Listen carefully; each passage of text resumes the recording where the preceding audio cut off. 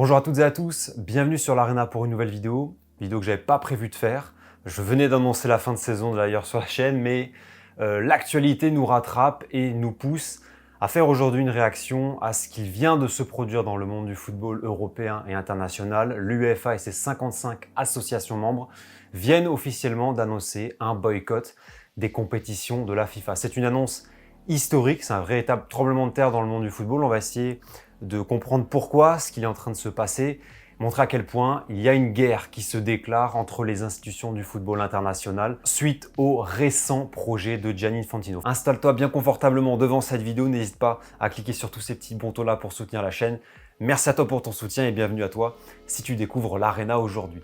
Il faut partir du postulat, d'abord du constat assez clair, limpide que ces derniers mois, les relations entre l'UEFA et la FIFA se sont grandement fragilisées. Gianni Infantino et Alexander Ceferin, les deux patrons des deux institutions, ne s'apprécient guère. On l'a vu par exemple ces derniers mois quand Ceferin est monté au créneau sur tous les projets qui étaient portés par Gianni Infantino. On le voit aussi par le fait que Infantino s'est rapproché de plus en plus d'autres fédérations, d'autres associations. Il s'est tourné beaucoup plus vers l'Asie, vers la CAF évidemment, vers la CONMEBOL. On l'a vu encore dernièrement avec ce projet de 64 équipes pour la prochaine Coupe du Monde. C'est-à-dire que c'est carrément la CONMEBOL qui a dit oui, en 2030, il y aura 64 équipes. Ceferin s'était opposé à cet nouvel élargissement de la Coupe du Monde. Et puis on l'a vu dernièrement évidemment avec l'affaire Balogun qui a planté véritablement une très grosse épine dans la relation entre la FIFA et l'UEFA. L'UEFA s'est indignée de cette décision d'ingérence politique,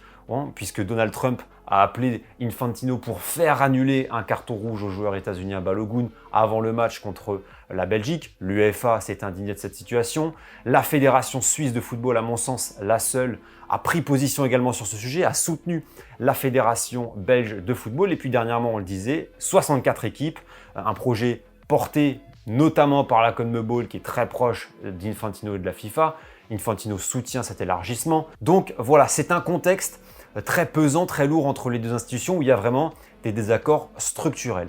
On a franchi un pas supplémentaire il y a quelques jours puisque Gianni Infantino, le président de la FIFA, avait annoncé défendre la création d'une société commerciale appelée FIFA Forward Enterprise, une structure qui regrouperait des activités lucratives de la FIFA dont 20% pourraient être ouverts à des investisseurs privés. Et tout de suite, on a vu pointer le sceau des États-Unis et du clan Trump, puisque la FIFA travaillerait dans ce nouveau projet avec la banque d'affaires JP Morgan, mais aussi avec un fonds d'investissement créé par Joshua Kashner, qui est le frère de Jared, gendre de Donald Trump, donc une véritable proximité avec le clan Trump et avec les États-Unis, qui rappelle tout ce qu'on a vu pendant cette Coupe du Monde, y compris le cirque jusqu'à la cérémonie du trophée aux Espagnols, et puis qui rappelle ce que j'avais pu aborder sur la chaîne avec Romain Molina il y a quelques mois. Tout ça prend forme et continue de prendre forme. Le projet d'Infantino, c'est donc de donner une part, de vendre une part des produits de la Coupe du Monde de football à des investisseurs privés, et cela pourrait permettre d'augmenter le revenu des fédérations, puisqu'il y aurait un financement de 20 millions d'euros pour toutes les fédérations qui accepteraient le projet. Très clairement, c'est l'ouverture de la porte des enfers, ce projet, c'est tout ce qu'on peut détester dans la commercialisation, l'ultra-financiarisation du football, la marchandisation de notre sport. Où est le beautiful game?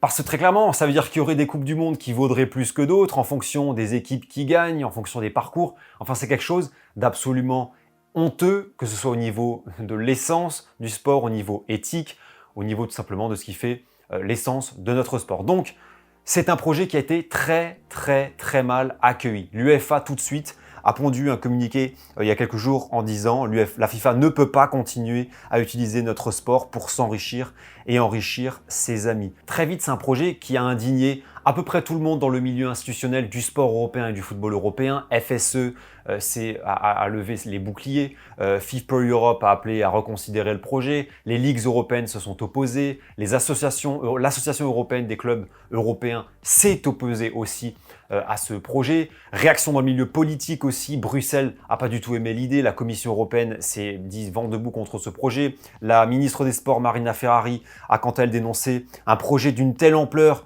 qui ne peut être élaboré sans transparence ni concertation avec les fédérations national et acteur du football. Et Philippe Diallo, quant à lui, a affirmé que c'était un projet inquiétant qui suscitait beaucoup d'interrogations évidemment au niveau démocratique, au niveau de la transparence et au niveau de la régulation de l'institution. Parce que ce projet-là, il n'a pas été voté. Il a été décidé par presque Gianni Infantino seul et ses quelques copains du pouvoir américain. Je pense que c'est même une idée qui, au sein de la FIFA, ne fait pas l'unanimité. C'est un projet qui n'est pas le produit de toute l'institution FIFA, mais probablement que de certaines personnes. Et quel est le processus démocratique? Il ne va pas être mis à l'ordre du jour et voté par les 211 fédérations de la FIFA. Non. D'ailleurs, elles ont reçu un courriel, elles ont jusqu'au 19 septembre pour valider ou non le projet, en gros pour prendre part ou non à ce projet, pour savoir si elles acceptent de soutenir et donc de percevoir ce financement supplémentaire de 20 millions d'euros qui serait dégagé grâce au fonds disponible à partir du 1er janvier 2027. Donc ça va très vite comme projet et ça suscite ainsi de très nombreuses questions au niveau de la gouvernance de la FIFA. Mais c'est ce que je disais il y a quelques semaines sur cette chaîne. Où est le processus démocratique? Y a-t-il des contre-pouvoirs au monarque Gianni Infantino? Très vite, des voix se sont levées. Il y a d'ailleurs la fédération croate de football qui avait dit « on est prêt à soutenir l'UEFA si elle veut enclencher la menace boycott ». Donc voilà, il y avait déjà des bruits qui commençaient à courir. On sait aussi que l'UEFA pousserait pour que Nasser El-Khelaifi puisse prendre la présidence de la FIFA. En tout cas, à l'UEFA, on pousse pour que quelqu'un puisse défier Gianni Infantino lors des prochaines élections prévues en 2027. La bombe, elle est tombée aujourd'hui, il y a quelques heures, au moment où vous regardez cette vidéo. Les 55 associations de l'UEFA annoncent boycotter les compétitions de la FIFA. Voici le communiqué. L'UEFA et ses 55 associations membres parlent d'une seule et même voix. Nous avons décidé à l'unanimité et sans équivoque de rejeter la proposition de la FIFA de permettre à des investisseurs privés de détenir des titres de participation dans la Coupe du Monde et dans d'autres compétitions de la FIFA. L'avenir du football ne peut pas être dicté par des attentes de ceux dont la mission première est de maximiser la rentabilité financière. La Coupe du Monde de la FIFA fait partie du patrimoine du football, aujourd'hui, demain, toujours, et aussi longtemps que l'Europe pourra faire entendre sa voix, le football ne sera jamais à vendre. C'est une décision historique. Rendez-vous bien compte de cette décision. Les 55 fédérations européennes de football viennent de boycotter toutes les futures compétitions de la FIFA si Gianni Infantino reste borné dans son projet et voilà, maintient l'ouverture à des investisseurs privés concernant la Coupe du Monde de football. C'est une décision qui est historique parce que ça veut dire donc que pour l'heure, l'année prochaine, 2027, aucune équipe féminine européenne à la Coupe du Monde, aucun club européen lors de la prochaine Coupe du Monde des clubs et surtout en 2030, aucune équipe européenne engagée dans la Coupe du Monde qui doit en plus se dérouler sur 2 des 3 pays sont européens, hein, le Portugal et l'Espagne. Donc c'est une secousse dans le monde du football, évidemment. Ce n'est jamais arrivé ce genre de situation. On est en plein dans une bataille, dans une guerre institutionnelle concernant le football mondial et l'avenir du football international et notamment la Coupe du Monde. Des réactions déjà, FSE Football Supporter Europe, donc l'association qui chapeaute, qui soutient les réseaux et associations de supporters en Europe, qui s'est félicité du communiqué de l'UEFA. Glenn Mikhaïlev, le commissaire européen au sport, voici ce qu'il a déclaré. « J'accueille favorablement cette déclaration de l'UEFA et soutiens pleinement sa position. Fier de voir les associations de football européennes prendre l'initiative en matière de gouvernance, tenir fermement à leurs principes et défendre l'intégrité du jeu. » Là, ça va être très intéressant de voir ce qui va se passer parce qu'on est clairement entré dans une bataille, dans un jeu de poker. Infantino va-t-il reculer? Infantino peut-il tomber? Est-ce que c'est le début de la fin pour lui? On sait que, notamment dans la CONCACAF, son tropisme Trump ne passait plus.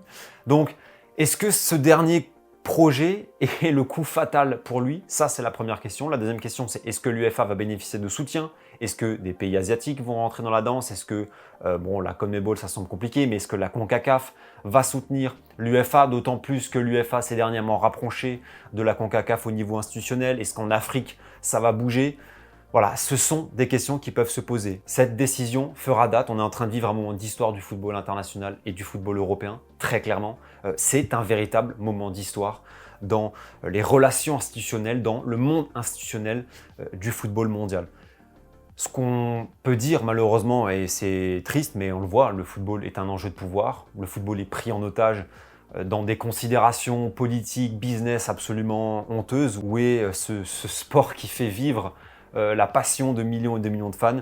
C'est vraiment dramatique d'en arriver là, mais c'est je veux dirais, la continuité de la présidence Infantino, la continuité de toutes les aberrations qu'on a pu voir lors de la Coupe du Monde 2026, les décisions terribles concernant les restrictions, concernant les prix, concernant le fait de pouvoir payer pour voir son nom diffusé sur les écrans géants du stade, les places à je ne sais pas combien de milliers d'euros, la finale et puis tous les autres matchs. Enfin, ce sont des décisions qui très clairement pénalisent notre sport. Toutes ces décisions amènent aujourd'hui l'UEFA a annoncé un boycott des 55 associations membres à l'unanimité de toutes les compétitions FIFA. C'est absolument incroyable. Donc voilà, c'était le petit billet actu du jour. On est à un moment Super League, on est à une rupture de notre football international. Très clairement, c'est un moment d'histoire. À voir maintenant ce qui va se jouer. Évidemment, l'UEFA n'est pas parfaite sur tous les plans, mais très clairement, bravo à elle, parce que c'est une institution qui, là, très clairement, a du courage. On sait qu'il y a des choses à améliorer, mais sur certains points de l'aspect du jeu, de l'intégrité, de l'éthique, je trouve que l'UEFA a fait énormément de progrès et très clairement, c'est un communiqué, c'est une prise de position qui va en ce sens. Tout reste à voir maintenant désormais. L'été risque d'être très chargé à Nyon, à Zurich, en Suisse, où sont basées les deux institutions à quelques centaines de kilomètres l'une de l'autre. On va voir ce qui va se passer. On refera probablement un gros format là-dessus lors des prochains mois de la nouvelle saison pour voir s'il y a du nouveau, faire peut-être aussi intervenir certains experts et intervenants pour qu'ils nous livrent leur vision sur ces deux institutions et sur ce qu'il se joue, parce que ce qui se joue actuellement va continuer dans les prochains mois et dans les prochaines semaines et pourrait avoir encore une fois de très grosses répercussions sur le football de club mais aussi le football international de sélection et notamment la Coupe du Monde de football. Je vous laisse les commentaires si vous voulez partager votre avis et si vous voulez réagir et partager votre regard sur cette décision de l'UEFA. C'est tout pour moi pour ce petit court bilan d'actu. On se donne rendez-vous pour la suite des aventures très prochainement, notamment sur ce sujet-là, sur l'Arena. N'oubliez pas de soutenir la chaîne, le like, le boost et l'abonnement pour soutenir le média. C'est tout pour moi pour aujourd'hui. Très bel été à toutes et à tous. Prenez soin de vous et surtout profitez des vôtres. Ciao!